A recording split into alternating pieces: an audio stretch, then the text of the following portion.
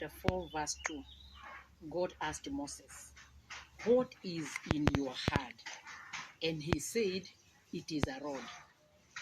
Moses had used this rod for 40 years to tend the sheep of his father-in-law.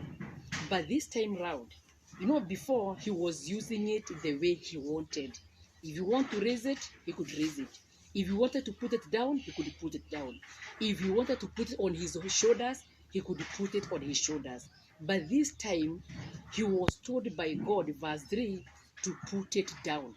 And it turned to be a serpent, and he ran away from it. The first thing is, this time, it was his first time to surrender this rod into the will of God. So he did what God told him to do with the rod, and it turned out to be a serpent, something he had never thought about, something that was so strange to him that made him to run away from it.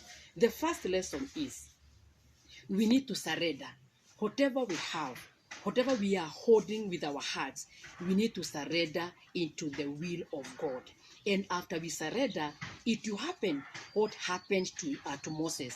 Moses ran away from the snake or the serpent that was initially his rod. And God told him to hold the tail of that serpent, and when Moses did it, it came back to be a rod. I want to tell you, you who is listening to me, that what you have, the talent that you have, the education level that you have, the business that you are running, anything that you have been doing things your own way.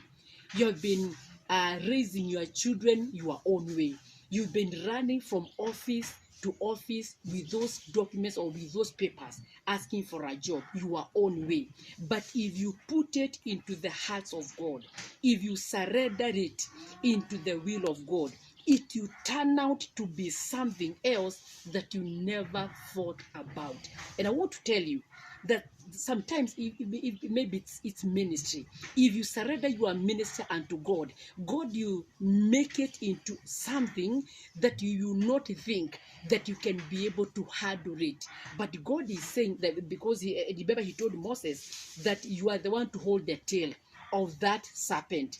So there's if you surrender your ministry unto God, if you surrender your business unto God, God is going to make it into a great thing that you think that you cannot be able to handle it. But God is saying he will make it into a great thing, and at the same time he will give you ability to handle it and to run with it.